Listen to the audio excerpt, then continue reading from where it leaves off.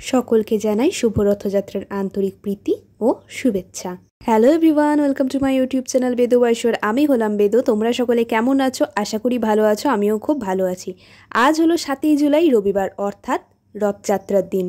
তোমাদের সকলকে জানাই শুভ রথযাত্রা। তোমরা তোমাদের রথযাত্রাটা কিভাবে কাটালে আমাকে অবশ্যই কমেন্ট করে জানিও। আর আমি আজকের দিনটা কিভাবে কাটালাম সেটাই তোমাদের সাথে শেয়ার করব। তোমরা দেখতেই পেলে আমি রেডি হয়ে বেরিয়ে পড়েছি।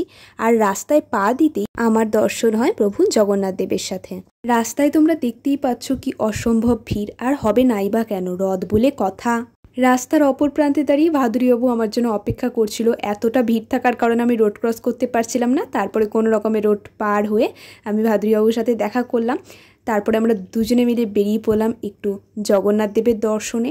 রাস্তায় যেতে যেতে ছোট বড় মাঝারি প্রচুর রথ দেখেছি আমরা দুজনে। আচ্ছা, তোমরা জগন্নাথ দেব সম্পর্কে কে কতটা জানো আমাকে কমেন্ট করে জানিও তো।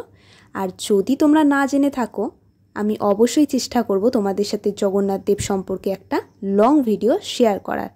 একটু ছোট্ট করে বলি, জগন্নাথ দেবের যে মূর্তিটা পুরীতে রয়েছে সেটা কিন্তু আসলে নিম কাঠের তৈরি। আর এই মূর্তিগুলো স্বয়ং নির্মাণ করেছিলেন দেবশিল্পী বিশ্বকর্মা। তোমাদের সাথে গল্প করতে করতে আমরা রাধা মাধবের মন্দিরে পৌঁছে গেছি। আর কি অসম্ভব ভিড় দেখছো। দূর থেকেই আমরা রাধা মাধবকে প্রণাম করলাম আর প্রণাম করে বেরিয়ে পড়লাম। আজকের এই বিশেষ দিনে ভাবছিলাম কোথায় যাওয়া যায়। তখন মনে পড়ল আমাদের মালদা শহরে একটা সুন্দর পার্ক খুলেছে, যার নাম বেলা শেষে। যেমন ভাবা তেমন কাজ, পৌঁছে গেলাম বেলা শেষে পার্কে। দেখো, টিকিটও কেটে নিয়েছে ভাদুরীবাবু। টিকিটের প্রাইস মাত্র 30 টাকা করে। তো চলো এবার তোমাদেরকে পার্কের ভিতরটা ঘুরে দেখাই। এটা কিন্তু ছোটোখাটো কোনো পার্ক নয়, বিশাল বড় একটা পার্ক। তোমরা চাইলে বিয়ে বা অন্য যে কোনো অনুষ্ঠানের জন্য ভাড়াও নিতে পারো। দেখো পার্কের ভিতরের অ্যাম্বিয়েন্সটা কি অসাধারণ। ছবি তোলার জন্য প্রচুর সুন্দর সুন্দর স্পট তৈরি করা হয়েছে পার্কের ভিতরে। আমরাও প্রচুর ছবি তুলেছি। আর দেখো কত বড় একটা পুকুরও আছে পার্কটার ভেতরে, যেখানে বড়দের জন্য বোটিংয়ের ব্যবস্থা করা হয়েছে। ছোটদের জন্যও কিন্তু প্রচুর খেলার জিনিসপত্র আছে পার্কটার ভেতর। আমরা সেই দিনটা প্রচুর মজা আর আনন্দের সাথে কাটিয়েছি। আর পার্কের ভিতরের অ্যাম্বিয়েন্সটা এত সুন্দর ছিল যে ইচ্ছেই করছিল না যে বাড়ি ফিরে আসি। তবু অনেক রাত হয়ে যাচ্ছিল, বাড়ি ফিরতে হতো।